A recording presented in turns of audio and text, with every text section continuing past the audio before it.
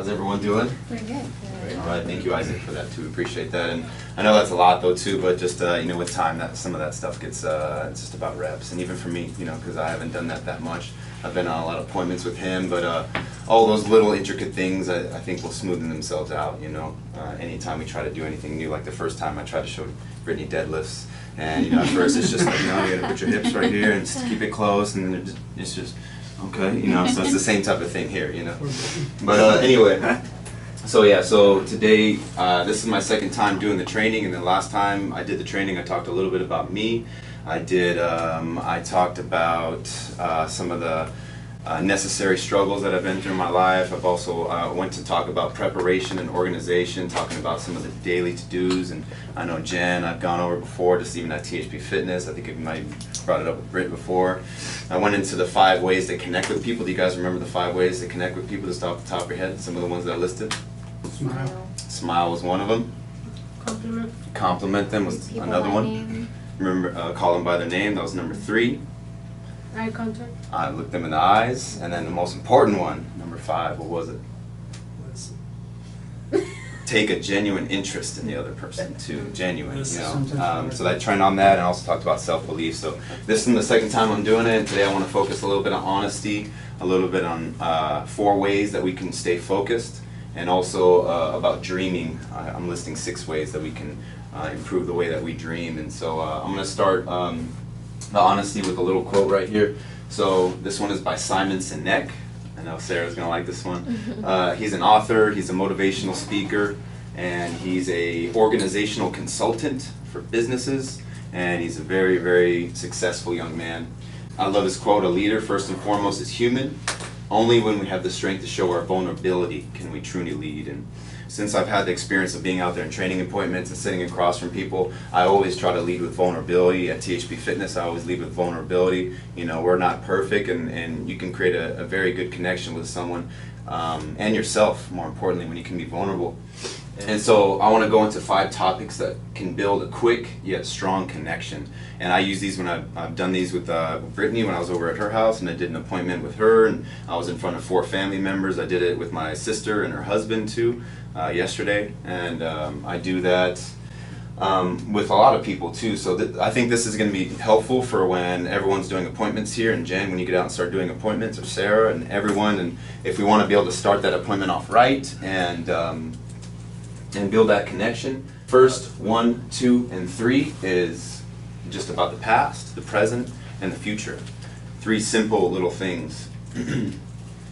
What's very important too, this little note that I left for myself, is when you're doing this, you want to make this quick, because for the most part, people's attention spans are very limited too. So when you're going into this quick little introductory type conversation, you want to keep it very, very fast. We grew up in a time where we have the cell phones, and every single thing that we can get is just right there at the click of a button, And so when you're just talking to someone for too damn long, you're just going to lose them. And so when you do this, you want to just make it very quick, and you also want to make sure that you mention on the other side a low point and a high point. So past, present, future, a low point and a high point. So if I'm sitting in an appointment and I say this too, and I say it a lot, and I'm going to keep saying it because it's true, and I always open it up with saying, I didn't expect to be doing finances. I didn't really think I was going to be standing right here in front of you guys. It's just kind of funny the way life happens, but I've been a personal trainer for a little bit over 5 years, and I have my own fitness business called THP Fitness, and I do personal training there, and I've been coming up to Difference Financial for over a year, and I went through a lot in my life. I hung out with the wrong people and kind of got into some bad habits and lost myself in the process, and but fortunately now I'm around some really, really great people, and we're doing an awesome thing, and that's why I'm sitting in front of you tonight, and boom, right there. That's how quick that was, very fast. And then right away, you're able to build such a strong connection, which is why I want to show this. So why do we want to do that? Because it creates an instant credibility and a connection with the person that you're sitting across from. So if I sat in an appointment and Brittany said, "Hey, this is who I am," and because in my mind I'm thinking, why is this person sitting here in front of me? Who is this person? And then she just says, "Hey, this is who I am, and this is what I've been, and this is kind of what brought me to this point, and this is kind of where I want to go, and I've been through some things in my life, and it's kind of brought me here, but that's why I'm here." And if she did that to me and she said it very clearly, I would be like, okay, I would I would create it would create a little bit of trust for me. My wall would definitely lower, and I would be interested in it. I'd be like, okay, this person's human. They're vulnerable, you know, just like me. And I would lean in and I'd be interested in what she has to say. So honesty is a big topic. We can talk about honesty a lot, but that was just a very, very short, quick little tidbit on honesty, because if we could all be honest with ourselves, you build that connection with yourself just by being able to put out your own your life, you know. And yeah, like I said, if we can start doing that and get into the habit of that of appointments and make it quick and make it to the point, I think it could start a lot of appointments off right. So that leads me right into the second one right here. So 4 ways to stay focused. Michael Jordan right there, look at those eyes. Freaking locked in. Locked in right there. I love that. 4 ways to stay focused. And again, these are ways that help me, you know, things that I practice and things that could help you guys out. One of the ways that helps to stay focused, and this is actually what I taught on last time, prepare your day the night before. Preparation today leads to success tomorrow. Prepare your day the night before. So tonight when I go home and I eat my nice healthy dinner and I'm in front of my counter and I pull out my phone, you guys remember me talking about the daily to-dos, the daily to-do list? So the daily to-dos, so on my phone, I don't have it on me right now, but using any notes or using a pen and paper, whatever you want to do, but listing, you know, okay, tomorrow I have 2 appointments, that's cool, I'm going to do those appointments, so, you know, I got to make sure that I wake up at this time, and I'm going to have maybe I could schedule 30 minutes into my day where I can read a little bit, maybe I'll use 15 minutes for a call, but when you can give yourself a little to-do list, it's going to help tremendously, and if possible, do some of the hardest things first. Exercise, like make it your time in the morning. Exercise, reading, meditation, some of the things that throughout the course of the day we can easily just whoop, and get into the habit of not connecting with your own self. So prepare your day the night before, because preparation today leads to success tomorrow. All right, number 2, a little bit of quiet time. Having your own time just for yourself. No family members, no dogs, no friends, no nothing like that.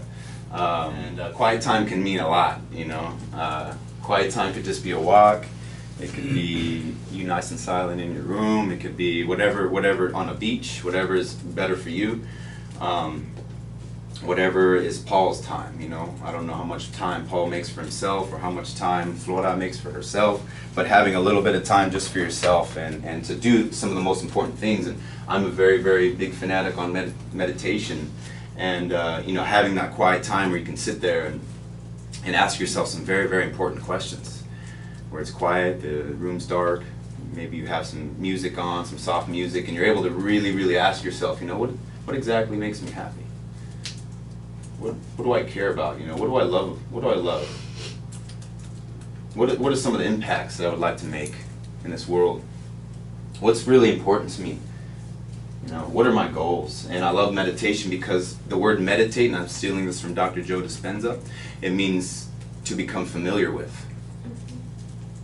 Meditate means to become familiar with. And so when you can become familiar with what makes you happy, and you can become familiar with what you love and what you care about, and you become familiar with the impact that you'd like to make on this world, and you can become familiar with what's important to you, and you can become familiar with your goals, staying focused can become a lot easier, you know. And so for meditation, what I want to do is I want to show you a 2-minute clip on Dr. Joe Dispenza, and he's the one that really ultimately changed my life, you know. And I was hanging out with some people I shouldn't hang out with, do some stuff I shouldn't have done, and I was looking for some help, and I was looking for a way to kind of bridge the gap. I know I didn't want to be doing what I'm doing, but how can I get away from it? Meditation's been one of the most things, because becoming familiar with my life, and I'm going to show you this real quick. So then, why is meditation a tool? Well, let's sit down, let's close our eyes, let's disconnect from your outer environment. So if you're seeing less things, there's less stimulation going to your brain. If you're playing soft music or you have earplugs in, less sensory information coming to your brain, so you're disconnecting from your environment. If you can sit your body down and tell it to stay like an animal, stay right here, I'm going to feed you when we're done, you can get up and check your emails, you can do all your texts, but right now, you're going to sit there and obey me. So then, When you do that properly, and you're not eating anything or smelling anything or tasting anything, you're not up experiencing and feeling anything, you would have to agree with me that you're being defined by a thought, right? So when the body wants to go back to its emotional past, and you become aware that your attention is on that emotion, and where you place your attention is where you place your energy, you're siphoning your energy out of the present moment into the past. And you become aware of that. And you settle your body back down in the present moment, because it's saying, well, it's 8 o'clock. You normally get upset because you're in traffic around this time. And here you are sitting, and we're used to feeling angered, and you're off schedule. Oh, it's 11 o'clock, and you usually check your emails and judge everybody. Well, your body's looking for that predictable chemical state. Every time you become aware that you're doing that, and your body is craving those emotions, and you settle it back down into the present moment, you're telling the body, it's no longer the mind, that you're the mind, and now your will is getting greater than the program. And if you keep doing this over and over again, over and over again, over and over again, just like training a stallion or a dog, it's just going to say, I'm going to sit. And the moment that happens, and the body's no longer the mind, when it finally surrenders, there's a liberation of energy. We go from particle to wave, from matter to energy, and we free ourselves from the chains of those emotions that keep us in the familiar past. And we've seen this thousands of times. In fact, we can actually predict it now on a brain scan. I like piggybacking off of him because that's a great video for you guys that haven't seen it. That's Dr. Joe Dispenza on impact theory. And he goes into honestly, that video did a lot for me as a person, because for the first time I really started to see what was going on with my body and how I could break free of it. And even an example of my mom, I made a little note to myself though too, because when I meditate about a lot. I'll let Elvia come in. Hola Elvia. Hola. Come in. Hello, hello. Welcome. We're just telling everyone's biggest secrets, so you're up next. So what is yours? No. So you know, with meditation, so I think about some of the things that most people aren't going to want to think about in the meditation, and the best meditations that ever happen is right after I work out. Me and Vani were having a conversation about this on the way up here. And when you can work out and you're doing squats and your heart rate's up and you're feeling the burn in the quads and you're doing the core and you're feeling your obliques work and you exhaust your body and you have that mental, that mind to calf connection and inner thigh and quad and the hamstring and the glutes, and you feel your obliques and you feel your lungs and you feel the blood pumping through your body, you feel your heart, you feel your shoulders and your back, and then you relax and you sit there for a second and you turn the lights off and you put on some music and you start to think about, you start to become familiar with certain things, and there's lots of things that I think about the past and what I'm grateful for in the present and where I want to be in the future, the businesses I want to create. And I think about things that most people won't want to think about. I think about my mother's funeral. I think about that day. I think about me standing there and I see my family and I see her coffin. And it's a beautiful day, and there's blue skies, and there's trees, and there's sun, and there's white clouds, and there's a little breeze happening. And I stand there, and I see her casket. It's right there, and I think about it. I put myself in that position, and it's obviously an emotional time, but in my meditation, I think I'm in a complete sense of just peace, and a complete sense of harmony, and coming from a place of love and appreciation. And because as I look at her casket, I think, you know, there was not one more thing that I possibly could have done for my mother. You know, every time I saw her, I told her how much I loved her and how beautiful she was and how thankful she was in my life. And I think about the past and all the moments when I was just a little guy, and I become familiar with the future as if it's already happened. And in that moment, I can create this connection to my future self, and it guides you. It makes me understand what's important in my life, and I feel it. I feel it down on a core level. And my eyes are watering. There's tears flowing, and I'm emotional. But it's also so beautiful because this is what we can create literally just by thought alone. And so when you're in that state and you're emotional and you're thinking about it, but you have this sense of peace, and then you open your eyes. And then you're back down to where you are right now, you know, and you think about your day and you think about the time that you had ahead of you and the appointments that I have coming in, you know, what is it worth stressing about things that for this day? What is important to argue with this person or be argumentative or confrontational with this person? Why not just love everyone today that I could? Why not just tell everyone how important they are today? Why not just be the best service? Why not provide the best service that I possibly can today? And so when you can get into that habit, just like you said, and you beat your old ways of thinking and those old stress hormones into submission, you just walk through every day, and honestly, I feel untouchable. I don't feel like it doesn't really matter what happens in my day. I've already created this emotional state that's not gonna wear off, you know. And when you can live in that every single day, how can you not stay focused, you know? And so that's a big thing for me. You match that with preparing the day before, and you're just in this state of you're just getting everything done, you know, like a computer. Number 3, improving your health. And so again, you know, preparing, finding that time, improve your health. Obviously, I'm a trainer, but that's what I'm going to push on everybody. That was a little bike ride I did with my mother, my cousin Christina, my father. That was about 2 weekends ago. We rode as a 22-mile bike ride, and having those moments and that quality time, but with the people that you love and you care about, and having that connection, and the numerous benefits of exercise. You know, of course, it's going to be nice to deal with less fatigue and less depression and improved executive control. You can make better decisions, your memory is better, your self-esteem is up, your anxiety is down, your cognition, your ability to think and be clear on what you want is very sharp, the improved quality of sleep. How can you not stay focused when you're putting that into your health? You're taking that time. A little story, I remember learning what's important with you in your life. I remember on that way back, we rode to that point, we took a picture, and then it was about maybe 10 plus miles back, and my mother we don't really bike ride that much, and she was tired there. And I remember on the way back, she was like, oh man, like, you know, and I was like, it's okay, we'll make it. And so we were riding, and my father and my cousin Christina were in front, and we were riding down the Coronado, Silver Strand, and I purposely positioned myself right behind my mom because she was kind of like falling back and she was starting to get tired, and I was good obviously, but I was just riding right behind her because I didn't want her to be in the back. You know, I wanted to be like her subconscious mind, and she would push and she'd be good, and then she'd start to get tired a little bit, and I'm like, no, come on, Mom, we're gonna make it, you know, right around that bend, you know, keep pushing, keep digging, and you know, just having that quality of time, you know, keeps yourself focused when you keep that love, you know, and you never forget who's in your life and what's important to you and what you're really trying to do, you know. And so when you meditate, I think about all things. What I want to retire my mom, and I want to retire my dad. I want to pay off their house. I want to build a beautiful family, the beautiful wife and kids. You know, I want that, and I think about that every single day. And so when you can put some of those together, those pieces together, the focus is going to be relentless. Number 4, limit your distractions. Weapons of mass distraction.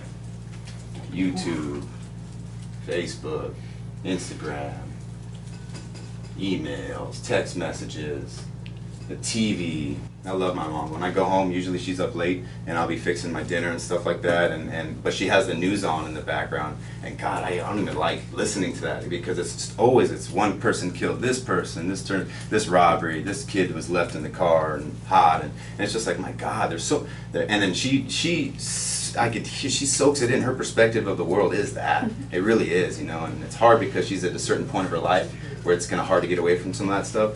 But it's real, you know. You walk around every single day, and I was like, Mom, there's so much good stuff out there though too. You know that, right? Like, there's so many great things that happen today, and you know, most of the time we listen to things that aren't feeding our brains what we need. So social media is one thing too, especially since meditating, and you can really connect to what's most important with your life. I even catch myself when I pull out my phone, and sometimes I'll look at that Instagram icon, like my old ways, and I was just do it for nothing, honestly. And now it's just like, no, you know, I'm just gonna, and then just stay connected with what's important right here, you know.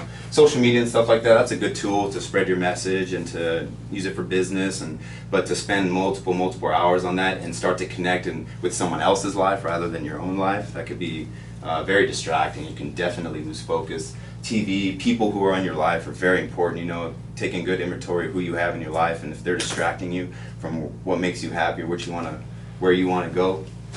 So, does that help? A couple basic things. I mean, those are just really simple things, and most people should know, but it's nice to see that right there in front of you. And talking a little bit about dreaming, and this is just very associated with just the second, number 2, meditation. This is just going to kind of reinforce the meditation.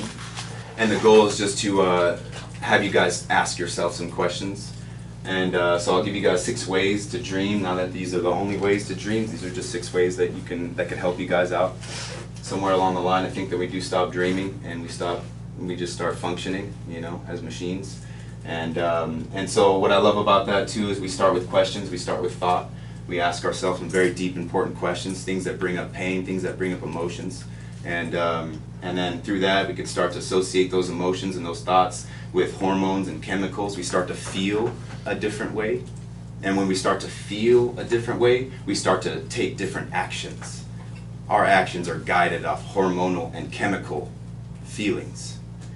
And our results are a product of our actions. And so just by changing a couple things and asking yourself some different things and having some different thoughts, we can change how I feel, which I can change how I act, which I can change the things that are around me. Ask how, you know, how do I feel now? Take inventory on yourself. And you don't have to write all these down. If anything's important, you know, you can write it down. But these are just supplemental things that when you do have your quiet time and Eddie, you know, wakes up and there's no one around, he gets his workout into, and maybe he plugs in his headphones and he just sits there for a little while and just feels his body, feels his lungs, and he starts to ask himself and think about some very important questions. You know, am I happy? Why am I happy? You know, why am I not happy? Why do I feel this way? Why am I stressed? Is this something important to me? And you start thinking about, where does that stress even come from? Okay, so number 2, who? Do I have the right people in my life? As you take inventory on yourself and you ask yourself, you know, are the people in my life, are they providing value? What are the type of people that I want in my life? What do I want my relationships to look like? And you look at the relationships you have now, whether they're good or whether they're bad, or maybe half of them are good or half of them are bad. And then, do those relationships make you feel a certain way with those people? Having the right people in your life, and that's one thing that I've been blessed with is, you know, I say it a lot just because I was just, not that the high school friends that I was hanging around were bad people. They weren't abusive, they weren't violent, they wouldn't steal things or anything like that, but I didn't feel good around them. I was not happy. We were doing things that weren't aligned with who I was, and until I was able to just step away into a new light and move away from that energy, that's one of the most important things with getting you where you need to be and balanced. Where do you want to live as you think about your future? Do you want to have a $4 million luxury condo? Do you want to have a beautiful house in La Jolla? Do you just want to live in Chula Vista and have the house paid off? What does the home look like? Where do you want to live? Is it here? Is your heart in New York? Is your heart up in California somewhere? Or is it in Arizona? Or where is it as you look forward into your life? You know, where do I want to spend my time? Do I want to spend my time with these people that I'm spending time with now? Or do I want to find some new relationships? Do I want to have free time? Do I want to be at the baseball field watching my kids play while I've already done enough work and been around the right people and thought the right things that have got me to this position where I can live life freely? What? Is it doing what you're doing now? Is this right for you? What's going to get the best out of you? What's going to be the best ladder for you? What's going to be the best ladder that gets you to where you want to be? You can climb the highest, whether it's here, whether it's another place. And asking yourself, you know, what are you leaving on the table? You know, Ron, if your mom was, something happened, God forbid, what's happening right now? What are we leaving on the table? Sandra, what are we leaving on the table today? You know, as you look at your life, you know, ask yourself these questions. You know, see what it does for your focus and see what it does for your day. What are we leaving on the table? What's going to get the best out of me? Why? One of the biggest ones, most important one. Why? Why is it important to you? You know, how does it make you feel when you see yourself in the future? Why does it make you feel that way? How can you be of service? What impact would you like to make as you ask all those questions? And maybe you are in the right spot and you feel it every single day when you wake up and you feel that passion, you feel that energy. Why? Ask yourself why. Food for thought. Let's keep the wheels turning a little bit. When do I want this to happen? What is my life going to look like 10 years from now as you look into the future? What's my life going to look like a year from now? What's going to be different?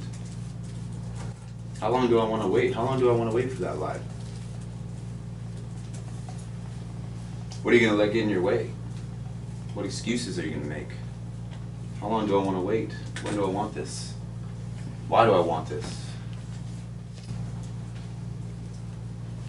One of the biggest and most important questions that I had asking myself was, what is the difference between the current you and the future you? So right now, as I look and I have this vision of myself owning a $4 million luxury condo in downtown, and on a Sunday afternoon, I walk over to the balcony and I put my arms on the balcony. I've already done this too. I went to that place and did it, literally felt the exact place, and I looked out and I'm able to look out on a Sunday and think, and I asked myself, sitting in my gym, I was alone, and I just finished working out. My heart rate was up a little bit, and I was looking into the mirror over there at myself, and I looked up, and I was asking myself, you know, what is the difference, man? What is the difference between the guy that's on that balcony and the guy that's sitting right here right now? What is the difference? And then I started to ask myself those same questions. Who is that guy around? That guy's not around the people that I'm around now. That guy has different friends. He talks about different things. You know, that guy has different habits. That guy's more educated. That guy's routine is different. He's emotionally in a different place. You know, he's treating his body differently. Maybe he's taking stabs at life more. Maybe he's putting himself out there more. Maybe he's not afraid to get in front of people and talk and just start getting it in now. Maybe he's read more books, maybe he's been to more places, and because he's searched better people, he's learned different things, he's smarter now. Maybe I need to be around better people, you know? And so these are questions you want to ask yourself too. So when you can put in preparing your day for the next day, and you can have your own quiet time, and you can take care of your health, and you can limit your distractions, and you can take personal inventory on yourself. I think that all of us could benefit for something like this. This is what's benefited for me. Me and Carlo had a pretty deep conversation the other night after an appointment with my cousin, and he looked, he's like, you know, we talked about one time, because I had a broken down conversation with Carlo, and I was broken down, and I was at a point, and he's like, I know we talked that one time, man, and I've just seen this complete different shift. You know, what is it? What are you doing, man? And we haven't talked really deeply since then. It's just like, you know, I'm just more connected than ever. And I practice what I preach. I take care of my health. I'm in my body. And when you can connect to what's most important and you can think your way, just the actions then guide you. And when the actions then guide you, that's why these things are happening. That's why, I don't know, I'm getting some people drawn in that see the opportunity. I'm helping some people and making some money, you know. And so yeah. And one of the things I would like to finish with is Napoleon Hill. Dreams are the seedlings of reality. And so, good book. Yeah. Napoleon Hill, he's a good man. He's lots of really, really good nuggets, great books that he puts out. But anyway, guys, though, so just wrapping up, so with honesty, you know, if we can approach and be vulnerable and show our stripes and own our life and tell people why we're sitting in front of them and how we're going to help them and be direct and be efficient with our time, and we can stay focused, we can put all those four together and we can start dreaming. I think that the people in this room, man, we can do whatever we want. I know I'm going to do it, and I just want to see who's down with me, you know what I'm saying? So anyway, thank you guys, I appreciate the time. And